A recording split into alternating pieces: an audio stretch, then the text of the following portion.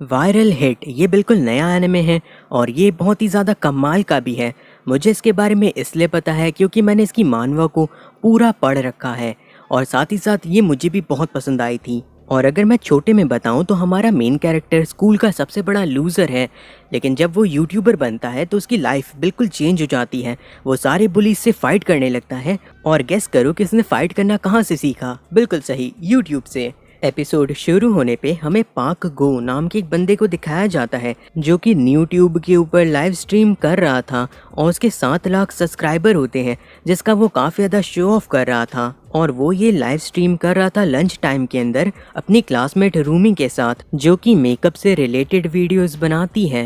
वो सभी लोगों को हेलो करने लगती है, जिसके बाद वहाँ पे पाक गो सामने आ जाता है और कहने लगता है रूमी से कि वो अपनी वीडियोस के बारे में लोगों को बताए। जिसके बाद रूमी बताती है कि वो ज़्यादातर स्टूडेंट्स को मेकअप से रिलेटेड टिप्स देती है। ये सुनकर के पाक गो कहता है कि क्या तुम्हारे पास कोई मॉडल है दिखाने के लिए? तो फिर रूमी जा कर के एक लड़के के पास कहने लगती है कि मैंने इसे काफ़ी ज़्यादा मेहनत के बाद तैयार किया है। जिसके बाद हमें उस लड़के का चेहरा दिखाया जाता है जो कि बिल्कुल एक जोकर के जैसा दिख रहा था। और यही हमारा मेन कैरेक्टर भी है जो कि अपने मन ही मन सोच रहा था कि ये लोग हमेशा ही यूट्यूब के लिए इस तरह की चीज़ें उससे कराते हैं, लेकिन बदले में उसे थोड़े से भी पैसे नहीं देते हैं और ये बहुत ही ज़्यादा बुरा है। फिर हमें दिखाया जाता है कि उनके क्लास के बाहर काफ़ी ज़्यादा भीड़ आ जाती है और एक बंदा ये सारी चीज़ें ही रिकॉर्ड कर रहा रहता है। तभी पाक गो हमारे मेन कैरेक्टर से कहता है, हो बिन, चलो सभी लोगों को ग्रीट करो और ये चीज़ तुम मुस्कुराते हुए करना क्योंकि तुम्हारे लिए वही अच्छा होगा। फिर वो हंसते हुए सभी लोगों से कहता है कि जो भी उसके चैनल को सब्सक्राइब करेंगे और वीडियोस को लाइक करेंगे उन्हें मौका मिलेगा एक बिल्कुल लेटेस्ट पीसी को जीतने का। जिसे सुन करके होबिन सोचने लगता है कि ये सिर्फ और सिर्फ झूठ बोल रहा है, लेकिन आखिर में जा करके उसे भी मुस्कुराते हुए सभी लोगों को ग्रीट करना पड़ता है। आगे हमें बॉयज़ टॉयलेट को दिखाया जाता है जहाँ पे होबिन अपना मुंह धो रहा था, लेकिन उसका मेकअप आसानी से नहीं हट रहा था। फिर वो रोते हुए कहने लगता है कि वो इसी वजह से स्कूल नहीं आना चाहता क्योंकि उसे इन सारी चीज़ों को सहना पड़ता है। जिसके बाद वो सोचने लगता है कि जो पाक गो है उसके पास काफ़ी ज़्यादा तेज़ दिमाग है जिससे वो पैसे कमा सकता है और रूमी काफ़ी ज़्यादा अच्छी दिखती है जिसका वो फ़ायदा उठाती है, लेकिन वो ना ही स्मार्ट है और ना ही उसके पास पैसे हैं, जिसकी वजह से उसकी लाइफ कुछ ऐसी है। फिर वो जब अपनी क्लासरूम के अंदर वापस जाता है तो वहाँ पे एक लड़का कूद करके उसे किक करता है जिससे वो नीचे गिर जाता है, लेकिन वो लड़का फिर भी नहीं रुकता और होबिन को मारता रहता है और कहता है, मैंने तुमसे लाइव स्ट्रीम के टाइम पे अच्छे से हंसने के लिए कहा था, तुमने मेरी बात नहीं सुनी। और होबिन मार खाते हुए सोच रहा रहता है कि असल में ये स्नैपर है, पाक गो का कैमरामैन। होबिन फिर सोचता है कि भले ही ये एक डेलिक्वेंट है, लेकिन ये फिर भी लड़ाई में काफ़ी ज़्यादा ही बेकार है। जिसके बाद वो उसकी ओर गुस्से से देखता है और स्नैपर थोड़ा सा घबरा जाता है, लेकिन फिर वो मुस्कुराने लगता है और वो पाक गो से कहता है कि क्या तुमने अभी इसके चेहरे को देखा? मैं तो उसे देख करके डर ही गया था। ये सारी चीज़ें देख करके होबिन सोचने लगता है कि यही स्नैपर की असलियत है।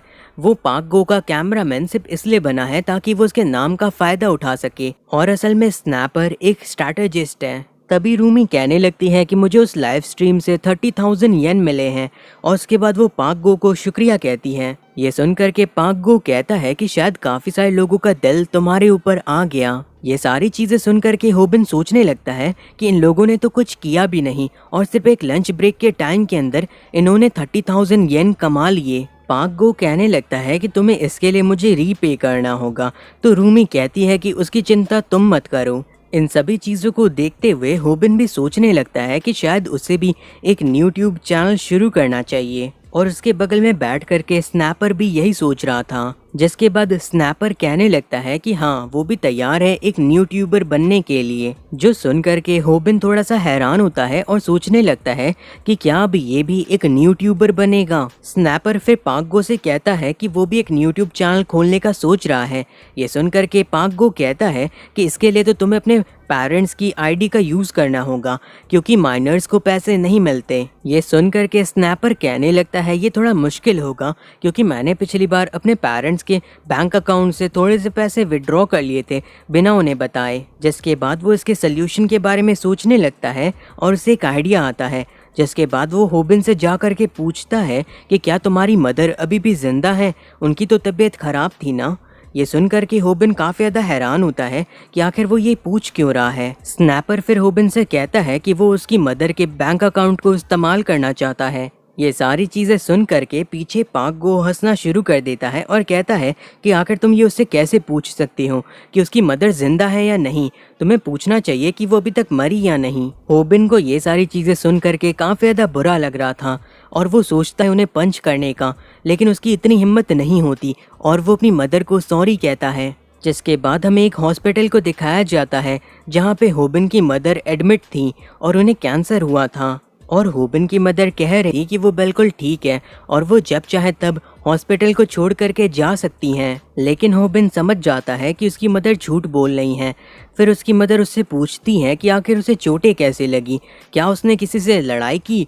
ये सुनकर के होबिन कहता है कि वो तो उसे अच्छे से जानती हैं, वो कभी भी किसी से नहीं लड़ता। और फिर वो मन में सोचता है, हाँ मैं भी एक बहुत ही बड़ा झूठा हूँ। फिर हमें दिखाया जाता है कि होबिन हॉस्पिटल का बिल भर देता है जो कि 30,000 येन था और वो सोचने लगता है कि ये 30,000 येन मैंने एक हफ्ते की मेहनत के बाद कमाए हैं। जिसके बाद वो सोचने लगता है कि अगर वो दिन भर मेहनत करे स्कूल के बाद तो भी वो 5,000 येन ही कमा पाता है एक दिन में। लेकिन यहाँ पे कुछ ऐसे लोग भी हैं जो कि लंच ब्रेक के अंदर ही 30,000 येन कमा लेते हैं। वो ये सारी चीज़ें काम करते हुए ही सोच रहा था और फिर वो सोचने लगता है कि ये सोसाइटी कितनी ज़्यादा ख़राब है और उसकी ज़िंदगी तो बिल्कुल नरक है। लेकिन तभी उसे एक लड़की की आवाज़ सुनाई देती है जिसे सुन करके वो कहता है, नहीं अभी भी उम्मीद बाकी है, क्योंकि यहाँ पे एक एंजल है जिसका नाम बोमी है। बोमी को देख करके होबिन काफ़ी ज़्यादा ही शर्माने लगता है। बोमी उससे पूछती है कि आखिर पैटीज कहाँ पे है, तो फिर होबिन बताता है कि वो रेफ्रिजरेटर के अंदर है। वहाँ पे काम कर रहे दूसरे लड़के कहने लगते हैं कि वो उसे रास्ता बता सकते हैं, लेकिन बोमी कहती है इसकी कोई ज़रूरत नहीं है। लेकिन तभी वहाँ पे आ जाता है पाक गो और कहने लगता है कि वो आज एक बहुत ही बड़ा चैलेंज करने वाला है मैकडॉनल्ड के अंदर। वहाँ पे पाक गो को देख करके होबिन काफ़ी ज़्यादा ही डर जाता है और नीचे बैठ जाता है। जिसके बाद पाक गो कहता है कि वो आज चैलेंज करेगा मैकडॉनल्ड की गॉडेस के ऊपर, जो कि वायरल हो रही है पूरे इंटरनेट के ऊपर।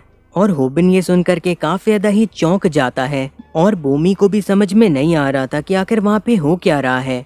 जिसके बाद पाक गो काफ़ी ज़्यादा क्रीपी तरीके से कहता है कि तुम्हें इस जैसे बर्गर को बनाना होगा 30 सेकंड के अंदर, और अगर तुम ये नहीं कर पाती तो तुम मुझे अपना नंबर दोगी। यह सुनकर के होबिन समझ जाता है कि असल में पाक गो बोमी का नंबर लेना चाहता है। पाक गो फिर कहने लगता है कि मुझे माफ़ करना, ये मुझे चैलेंज में मिला है तो मुझे ये करना होगा, और प्लीज़ बर्गर को काफ़ी ज़्यादा टेस्टी बनाना। सारी चीज़ें सुन करके बाकी के एम्प्लॉय कहने लगते हैं कि अभी तक बोमी का नंबर उनके पास भी नहीं है, लेकिन ये यूट्यूब वाले जो मर्जी वो करते हैं। तभी वहाँ पे होबिन उस बर्गर को बना के तैयार कर देता है 30 सेकंड के अंदर और कहता है कि अब हमारे कस्टमर को परेशान करना बंद करो और यहाँ से चले जाओ। फिर होबिन भी वहाँ से जाते हुए अपने मन में कहता है कि वो मैकडॉनल्ड का किंग है, लेकिन अब उसे इसके लिए भी मार खानी पड़ेगी। और बोमी भी खड़ी होकर के बस उसे जाते हुए देख रही थी। उसके बाद हमें दिखाया जाता है होबिन को, जो कि किमची नूडल्स बना रहा था और वहाँ पे बैठ करके स्नैपर गेम खेल रहा था और लाइव स्ट्रीम कर रहा था। जिसके बाद होबिन भी सोचने लगता है कि आखिर उसने स्नैपर को अंदर आने ही क्यों दिया, क्योंकि वो जबरदस्ती उसकी मदर की आईडी का इस्तेमाल कर रहा है पैसे कमाने के लिए। स्नैपर को एक टास्क मिलता है कि अगर वो 30 बंदों को मार देगा तो उसे 30,000 येन मिलेंगे, जो सुन करके वो काफी ज्यादा खुश हो जाता है और जोश में आ जाता है। वो 30 किल्स करने ही वाला था, लेकिन तभी वहाँ पे होबिन आ जाता है किमची नूडल्स लेकर के, लेकिन उसका पैर वहाँ के वायर में फंस जाता है और वो नीचे गिर जाता है। और स्नैपर जिसका बस एक किल बचा हुआ था, वो ये देख करके काफ़ी ज़्यादा हैरान होता है कि अचानक से मॉनिटर ही बंद हो गया। फिर वो पीछे मुड़ता है और देखता है कि किमची नूडल्स गिर रहे हैं। जिसके बाद वो होबिन को मारने लगता है और कहता है तुम्हारी वजह से मेरे 30,000 येन का नुकसान हो गया, तुम सच में बिल्कुल बेकार हो, अब तुम्हें ही ये सारे पैसे मुझे लौटाने होंगे। वो काफ़ी ज़्यादा गुस्से में रहता है और होबिन अपने ही घर के अंदर मार खा रहा रहता है। लेकिन तभी स्नैपर कह देता है कि तुम्हारी मदर को कैंसर भी तुम्हारी ही वजह से हुआ होगा। ये सुन के होबिन काफ़ी ज़्यादा गुस्सा हो जाता है और बहुत ही ज़ोर से पंच मारता है स्नैपर को। और ये पहली बार था जब उसने किसी को इतनी ज़ोर से पंच किया था। लेकिन फिर स्नैपर भी उसे रिटर्न में पंच करता है, जिसके बाद वो दोनों एक दूसरे से लड़ने लगते हैं। होबिन अपने मन में सोचता है, अब मैं जब लड़ रहा हूँ तो मुझे लग रहा है कि लड़ाई इतनी ज़्यादा मुश्किल भी नहीं है। जिसके बाद होबिन किमची को उठा करके मारने लगता है स्नैपर को, और स्नैपर वहाँ से पॉट उठा करके उसे मारने लगता है। जिसके बाद हमें पता चलता है कि वेब कैम अभी भी काम कर रहा था, और ये सारी चीज़ें एक लड़की बैठ करके काफ़ी ज़्यादा ध्यान से देख रही रहती है। उसके बाद हमें थोड़ी देर बाद का सीन दिखाया जाता है, जहाँ पे होबिन को काफ़ी दर्द हो रहा था क्योंकि उसे काफ़ी चोटें लगी थी। होबिन वहाँ पे बैठे बैठे सोचने लगता है कि इस बार उसकी इलेक्ट्रिसिटी का बिल काफ़ी ज़्यादा आएगा, और साथ ही साथ घर को ठीक करने में और भी पैसे जाएंगे, और हर बार उसे ही पैसों की चिंता क्यों करनी पड़ती है। जिसके बाद वो सोचता है कि वो और ज़्यादा इन सारी चीज़ों के बारे में नहीं सोचेगा, और वहीं पे कंबल ओढ़ करके सो जाता है। लेकिन फिर वो अपने पावर सॉकेट के एक्सटेंशन को बंद करता है, जिसके बाद पूरी तरीके से वेबकैम और पीसी बंद हो जाते हैं। उसके बाद हमें सुबह के सीन को दिखाया जाता है, जहाँ पे होबिन अभी भी सो रहा था, लेकिन कोई इसके फ़ोन के ऊपर बार बार कॉल कर रहा था, वो भी सुबह सुबह। जिसके बाद वो अपने फ़ोन को उठाता है और स्नैपर चिल्लाते हुए कहता है, अभी कि अभी उस वीडियो को डिलीट करो। ये सुनकर के होबिन कहता है कि स्नैपर, आखिर तुम क्या कह रहे हो। स्नैपर फिर कहने लगता है कि वो उसके घर आने की कोशिश कर रहा है, लेकिन यहाँ पे सारे के सारे घर एक जैसे दिखते हैं। फिर होबिन कहता है, स्ट्रीम तो तब खत्म हो गई थी ना जब मैंने प्लग को बाहर निकाला था। लेकिन तभी वो देखता है कि उसने सिर्फ और सिर्फ मॉनिटर के प्लग को निकाला था। तभी स्नैपर कहने लगता है कि पूरी फाइट ब्रॉडकास्ट हुई थी उस कैमरे की वजह से, क्योंकि सिर्फ और सिर्फ मॉनिटर ही ब्लैकआउट हुआ था। ये सुनकर के होबिन कहता है, बकवास मत करो, मैंने तो कभी उसे अपलोड किया ही नहीं। ये सुनकर के स्नैपर बताता है कि जब पीसी ऑफलाइन जाता है तो लाइव स्ट्रीम अपने आप ही अपलोड हो जाती है। ये सुनकर के होबिन काफ़ी ज़्यादा शॉक में आ जाता है। होबिन को इन सारी बातों पे भरोसा नहीं होता, तो वो अपने फ़ोन से चेक करता है, और वो लाइव स्ट्रीम सच में अपलोडेड थी। होबिन को समझ में आ जाता है कि ये वीडियो पूरे सोशल मीडिया के ऊपर फैल गई है और सभी लोग उसका मजाक उड़ा रहे हैं। उसे लगने लगता है कि अभी तक उसे लोकल लेवल पे बुली किया जा रहा था, और अब उसे ग्लोबल लेवल पे बुली किया जाएगा। तभी उसकी नज़र कमेंट्स की ओर जाती है, जहाँ पे लिखा हुआ था कि उसे हर एक व्यू का 0.1 येन मिलेगा। वो ये सुनकर के काफ़ी ज़्यादा हैरान रहता है कि उसे व्यूज़ के पैसे मिलेंगे। जिसके बाद वो अपने व्यूज़ को देखता है और वो 10 मिलियन रहते हैं। फिर वो काउंटिंग करना शुरू कर देता है और उसका रेवेन्यू 1 मिलियन येन का आता है, जिससे वो काफ़ी ज़्यादा हैरान होता है। उसके बाद हमें उनके स्कूल को दिखाया जाता है, जहाँ पे सारे बच्चे बैठ करके उनकी उसी वीडियो को देख करके हंस रहे थे। तभी वहाँ पे स्नैपर आता है और वो समझ जाता है कि यहाँ पे भी सारे लोगों ने उस वीडियो को देख लिया है और अभी वो सारे उसके ऊपर ही हंस रहे हैं।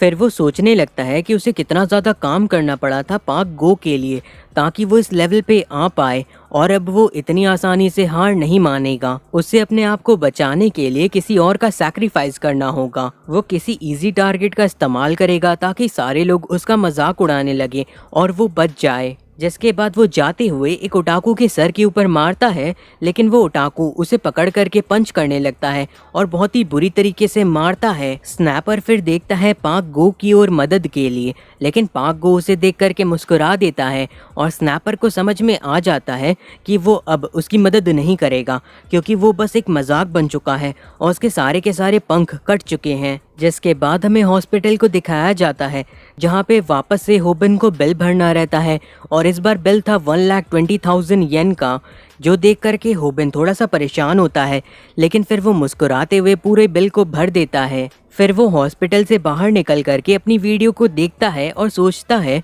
कि उसे जल्द ही 1 मिलियन येन मिलने वाले हैं, और वो मन ही मन सोच रहा था कि हर एक व्यूज़ के लिए उसे पैसे मिलेंगे।